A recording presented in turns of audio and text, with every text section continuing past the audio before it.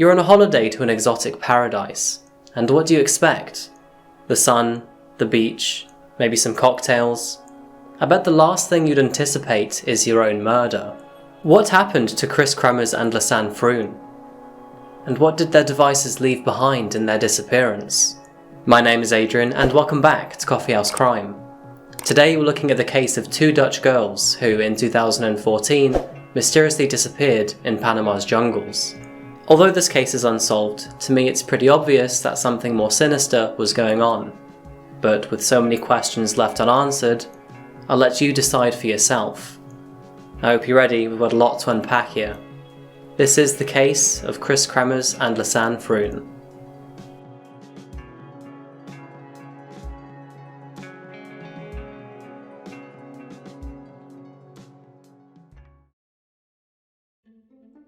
Our story starts in the Netherlands.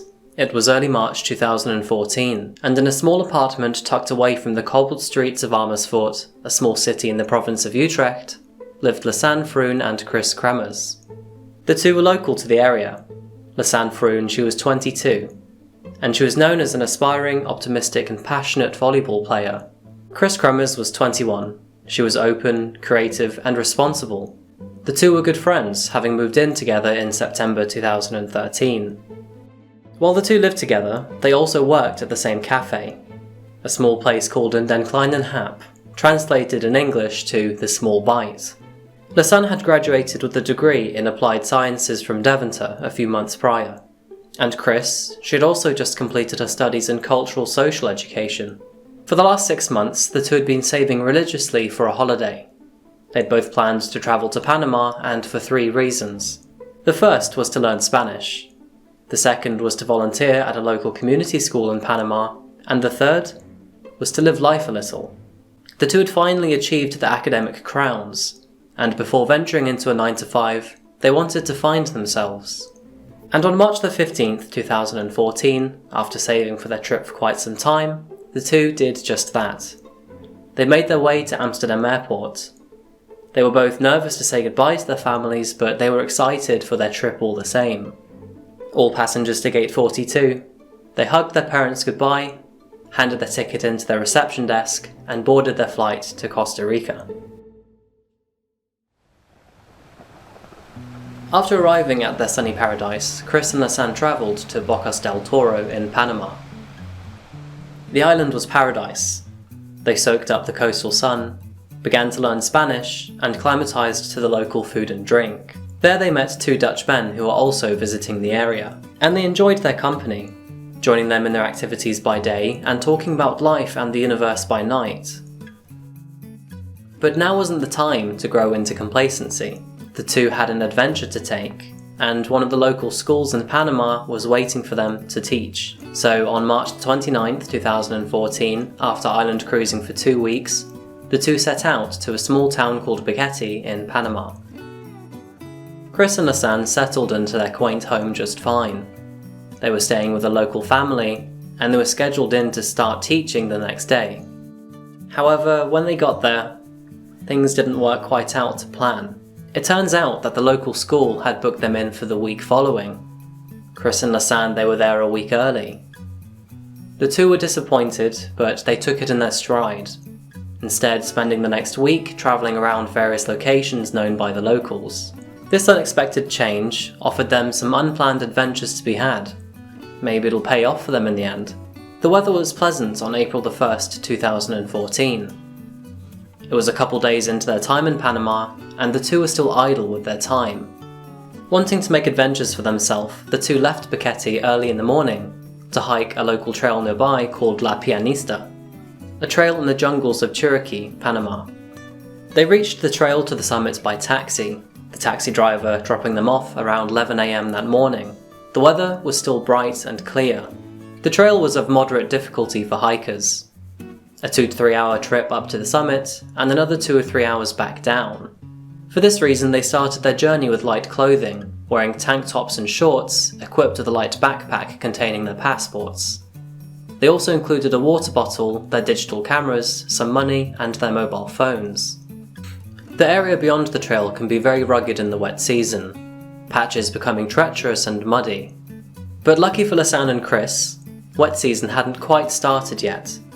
The two found the trail quite easy, in fact, getting up there in a little under 2 hours. They snapped a couple pictures along the way. Kris and Lisanne reached the summit around 1 PM, taking in views of the mountains and the jungle. Normally, tourists turn around at this point and walk back down the same path to return to Buketi. Signs even placed at this spot, warning tourists not to keep walking without a guide. But either the walk seemed too easy, or they wanted more to see. The two girls decided to walk beyond the guided path. And this would be the point of no return for Lisanne and Kris. For the moment they went off the path and into the shrubland would be the last time that they were seen alive again. Kris and Lisanne failed to return home to their family's address later that day. The family thought it was a little odd, but they also expected maybe they just bumped into other tourists. They were young adults after all, so they didn't report anything to others or the police. But after missing for 2 days, they reported the two to police on April the 3rd. The reason for this was because they were supposed to meet a guide the day before, and they didn't show up. The guide grew concerned. Authorities put dog teams on the ground and helicopters in the air. Local residents scoured the jungle, and anyone connected to the trail on that day was questioned by police. But their initial searches provided nothing, and back home in Holland, Kris's and Lisanne's parents were growing frantic. So on the 6th of April, along with Dutch police officers, a search party boarded a flight to Panama, and when they arrived searched for the girls for 10 days. But despite their combined efforts, no traces of Lisanne or Kris were ever found, neither them nor their contents. They just seemed to vanish, the jungle as if it had swallowed them up. That would be until 10 weeks later. In June, a local woman was working in the rice paddies on the bank of Culebra River, near the village of Alto Romero, around 17 kilometers from Buketi.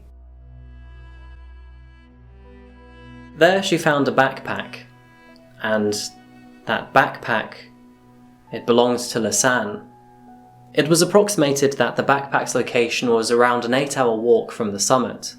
The village was in a very remote area, somewhere very difficult to hike on foot. Police picked up the backpack from the woman via helicopter. At first they assumed the backpack must have drifted down the river, but upon closer inspection, the backpack was in immaculate condition. The contents inside, not just undamaged, but clean and dry. All the devices in the backpack were also working, not water damaged. This suggested that the backpack must have been placed there very recently. Despite this though, the woman who found it swore that she hadn't seen it the day before. Several sets of fingerprints and DNA were also found on the bag, though despite this, no serious leads were ever made. And at the same time that they were looking at the backpack, they were also analysing its contents. And that's where it starts to get really interesting. Inside the bag they found their passports, mobile phones, sunglasses, cash, and their bras. They would also find Lisanne's camera, containing over 100 images of their trip on its memory card. Police found 133 consecutive photos. That was apart from one which was missing, deleted. The camera had no GPS option, so investigators could only establish the locations of the photos based on their surroundings. The first few pictures taken were standard images of the trail, ones I've already shown you in fact. A happy duo, the sun shining bright on their faces, and most of these pictures were taken by Lisanne, with Kris walking ahead of her on the trail. But images taken later, at 6:40 PM, much after the time they had reached the summit, shows Lisanne and Kris apparently following an indigenous trail near a creek, heading downhill away from the summit. Image 508 shows Kris's face, and in this image, she looks anxious. Image 508 is the last picture taken by Lisanne and Kris on that day. There were more, image 509, but that was the one that was manually deleted off the camera. We don't know who by or why, but Dutch specialists who tried to undelete the photo were unsuccessful. They concluded that someone must have deliberately wiped the photo with assistance from a computer to make it irretrievable. The second version of image 509 along with over 90 other photos, would all be taken several days later. And while investigators were analysing this camera, they were also looking at Lisanne's and Kris's mobile phones. Interestingly, they found that both mobile phones had made a series of phone calls not just on the day they went missing, but for several days after too. Both girls tried to call the local emergency number on the evening of their disappearance. None of the calls had gone through, however, thanks to a lack of reception in the area. There was, however, one 911 call made 2 days later on April the 3rd. It lasted for a little over a second before breaking up. After April the 5th, Lisanne's phone's battery died. And after April the 6th, Kris's phone wouldn't make any more emergency calls either. There were, however, several attempts for someone to get into her phone. The PIN code was never correct after April the 5th though. On April the 11th, the phone was turned on at 10:51 and was turned off again for the last time at 11:56. This new data shocked police. Law enforcement believed that the two had simply got lost and died shortly after disappearing. But this new evidence, both through phone and camera, suggested that they were alive 10 days after they disappeared. And this was despite a huge search and rescue operation going on during that time. How were they not found? But what seemed to be the strangest piece to this entire case was over 90 photos taken on April the 8th between 1 AM and 4 AM, many of them being in the rain and complete darkness.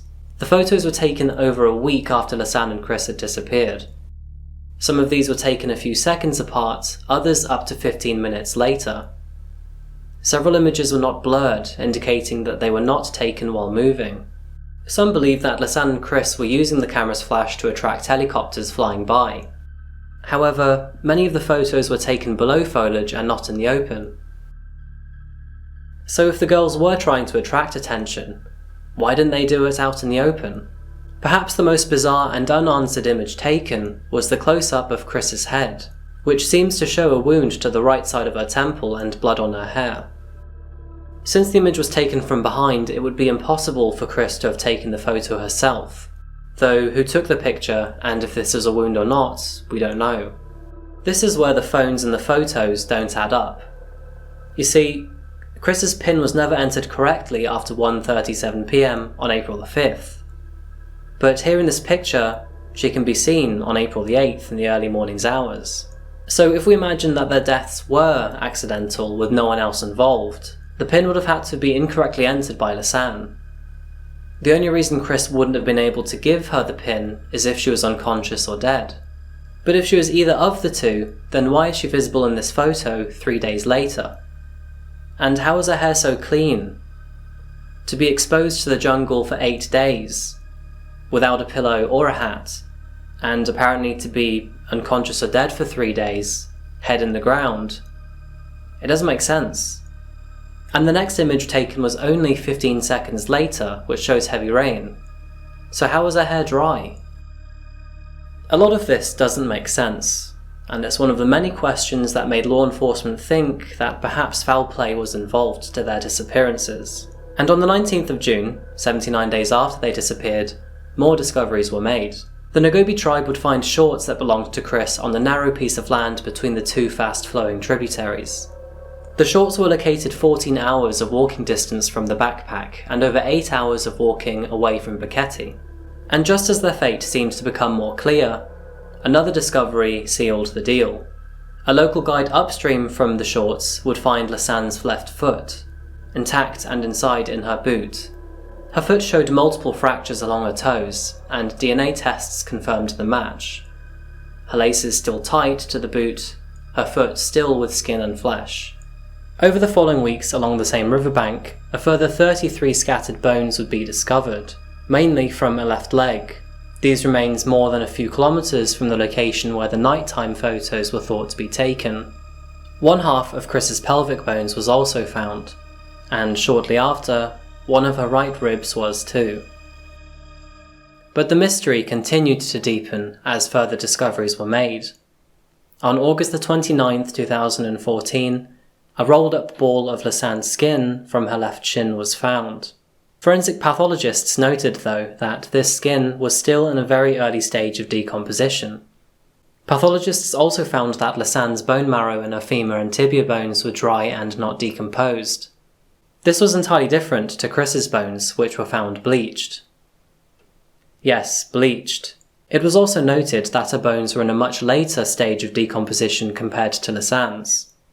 This suggested that the two died at different times and in different conditions, with items, bones, and even body parts found scattered across the jungle.